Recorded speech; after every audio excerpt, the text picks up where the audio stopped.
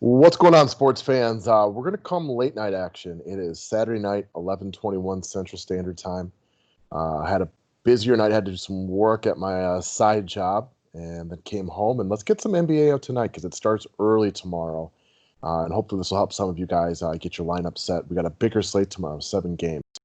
We're going to take our time tonight. We're going to talk through a handful of these guys. If you want the members only video, go sign up for a membership. We'd love to have you. We're going to enjoy a little nightcap and talk a little NBA basketball. So click that thumbs up button, sit back, relax, and let's have some fun. It's not too late, guys. In fact, you got plenty of time to also head over to Overlay Fantasy Sports. The name of the website is overlaydfs.com. We've run through a lot of what the options are. They are skipping the NBA progressive jackpots until the playoffs start. I am psyched for the NBA playoffs, for both the playoffs and for the DFS portion of it. That's when the $20,000 or almost $20,000 jackpot will come back. They got baseball up for tomorrow. They got the 5-pick shootouts up for tomorrow. Essentially what you're doing, if you haven't played on the site yet, we break it down most days. They give you tough matchups like James Harden or Embiid. Well, that one's easy. I think that one will be big-time chalk. Everybody's going to pick Harden with Russ out, and they should. They got Derrick White versus DeJounte Murray. That's a good one. We'll talk over Derrick White here momentarily. Lots of different things like this. You just got to try to win the heads-up matchup. Don't forget that missing shots is a negative detriment. So that's one area where like Embiid will be a little better than Harden, but not enough to really knock you off what you want to choose right there. So let's get over to the DK picks for the day. I just want to reiterate, guys, we're getting close to the end of these play-in games, which is going to bring us to a point where we're going to get to the NBA playoffs. We all have things that we're better at for DFS. I think probably my strongest area is going to be the NBA playoffs for DFS. I've won a GPP 3 straight years. I'd love to try to help you guys win in the playoffs. All you have to do is head on down to the website, sign up for a membership. The link to the website is below. We got lifetime memberships, $400. You get everything we do permanently moving forward, all 3 sports. Never make another dollar payment. Annuals up there, get the full year for $200. Monthly's $30 a month. Otherwise, day passes will get you both sports for the day. It's all up there, guys. Let's go take a look at it. Don't forget to click that thumbs up button. Always appreciative to you guys who do that. Subscribe to the station if you haven't done so already. Now, let's talk about some of the guys we should be looking at tomorrow. So let's talk about Derrick White of the San Antonio Spurs. This mother effer is flat out spitting basketball game right now. He looks awesome.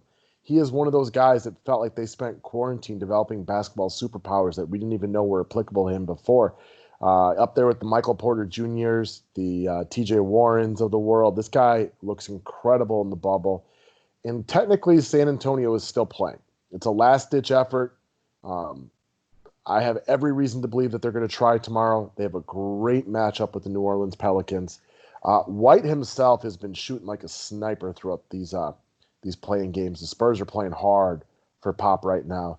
He's got 29.5 in all 5 games and gone for 40+ in 3 of those 5. This might be the best matchup he's had at his disposal against the Pelicans team that will play with pace and also not play anything close to the elite defense that some of the other teams are playing right now. I like Derrick White a lot tomorrow, and I'm going to assume because the guard spots are going to be coveted tomorrow, a lot of that just by the Rockets guys in general, that he is not going to be very high owned. I look at this pick a lot like the Lopez pick that went off for you guys today. White has every opportunity to go for 40+ again tomorrow at relatively low ownership. I saw Lopez was about 10% today, dropping about 50 spot off of 5K. I'm not going to call for a 10 times value in Derrick White. I think that would be obscene, but I do think 40+ is very reasonable. And because the guard spots are coveted, I don't think a lot of people are going to make him a priority. And I get that because I haven't played this guy at all during any of these bubble games. Just haven't. It seems criminal to pay $6,100 for him. Dude's playing like a brand new guy. I have a lot of interest in him tomorrow, and I feel pretty confident you're going to get him at very low ownership. Low ownership by bubble standards. There's 7 games. Everybody's going to be playing Harden tomorrow for all the obvious reasons. He's a guy that I assume will get relatively overlooked. Next up, another one of these guards people are going to take a look at. It's going to be Austin Rivers of the Houston Rockets. I will say, however, he won't be supreme chalk. One, Harden and McLemore are 2 guys from the Rockets everybody's looking at. You guys all know this by now. This is going to keep Rivers' ownership down because you only have so many guard spots that you can utilize, and I understand that. Rivers did not play well to open the previous game. Still no Russ, still no Eric Gordon. This puts Rivers in a spot where he is somebody you can take a look at, and I think you get him at significantly lower ownership than you will Macklemore and Harden. So, is he going to go out and give you 50? No, he's not. Austin Rivers will not give you 50 DK points tomorrow. I will wear a dress on the broadcast if he does. It's just not who he is. But he's got every opportunity to go out and give you 25 to 30 at lower ownership than I would assume Ben McLemore would get at less cost. Again, optimal lineup, cash game. I'll go McLemore over Austin Rivers, no question about it.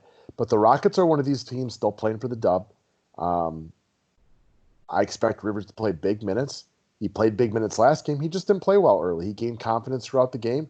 And we've seen this guy rattle off 30-point DFS points game before, and this is a good game for points right here, Houston against Sacramento. So look for him. Next up, all right, we got off the little beaten path a little bit. We're going to do that again with the last pick, but let's do some chalk talk real quick. Occam's razor, keep it simple, stupid. Everything about Nerlens Noel says play him tomorrow. He will be very, very popular. Just will be, right? No Steven Adams, already been ruled out. There will be a few people that skip Nerlens Noel because last game he was very, very popular and he did not play well. It was a much harder matchup against a Memphis team that was clawing and fighting for every opportunity they had to stay in the playoff hunt and played really hard after the first quarter. So look for Noel to be in a much better spot against a Washington team that is playing a whole bunch of G League type of fellers out there. I think he's going to have a real nice game tomorrow. We've seen Noel in this spot before, drop 30 on the regular. Just chalk up last game what it was. A bad game, foul trouble against a team that was desperate. Look for Noel to play very well against Washington tomorrow. I feel very confident that he'll be in my cash game lineup. Very confident about that. All right, last up, let's shimmy over to somebody else. Felt like getting off the beaten path a little bit today. We have had a lot of chalk guys up here, and mostly you guys know I have no problem riding chalk in NBA. You really only have to be different in like one spot to be competitive in G2Ps. It's the big difference between baseball and basketball. That being said, doesn't mean we can't have some crazy chalk guys in this one. Take a look at Alex Len of the Sacramento Kings if you feel like getting a little crazy. So Rashawn Holmes has already been ruled out. Am I looking at this as a GP pick over Noel? No. More like you play them both would be the way that I would take a look at this. You could, but that's a really risky fade of Noel to play Alex Len. That just seems to me like too risky for the way that I want to play. I more look at it like you play both of them together. You're going to need some cap space after you pay up for Harden, which everybody's going to do, and obviously everybody should do that. Alex Len is a very big guy. He has not consistently shown us what we've wanted out of him since being an early round draft pick for the Phoenix Suns. But we've seen moments of brilliance from him. Okay, brilliance is maybe a little bit overrated. We've seen good moments out of him. So, with Noel eating up the vast majority of the ownership at center on Sunday, I think you get Len 5% or less. Just my guess. Again, I don't have any numbers telling me that. That's just my prediction, Saturday night late. I do think 0 and 50 are both possible here. And what I mean by that is we've seen Len give up big games before, not consistently, right? His playing time is inconsistent. His effort is inconsistent. Coaches fall in and out of love with him very, very quickly. What we're looking at here, though, is a Rockets team that plays their tallest guy of P.J. Tucker and Covington around the 6'6", 6'7" area. Alex Len is damn near a foot taller than these guys. Okay, not a foot, 7 inches maybe or something like that, with much more of a wingspan. He could dominate in this game. There is, however, a lot of risk with this pick. And what I mean by that is Sacramento may choose to play small. They could run a guy like Bielisa at the 5, or they could just go small, period, point blank, because Houston is so small. However, if they take advantage of this mismatch right here and Len plays well, he could dominate in this game. We saw my boy Brook Lopez dominate against the Houston Rockets. We saw some other centers. Nurkic went off for darn near 60 DK points against them. I think there's a lot of potential upside right here, like legitimate 13, 14 times value upside. I do, however, think there is legitimate 0 possibility right there. So this is for your people who play multi-lineups, people looking to take a chance. and people who don't mind eating losses when things don't work out their way, because it's a very risky play in my opinion. I don't expect him to be starting or anything like that. If he is, that's great. It is the last game, though, so it would be unlikely you would be able to plan your lineups around that. So I think Len is a very sneaky but also extremely dangerous and risky play. I don't want any comments if he goes out for a 0 tomorrow, because it is legitimately a possibility.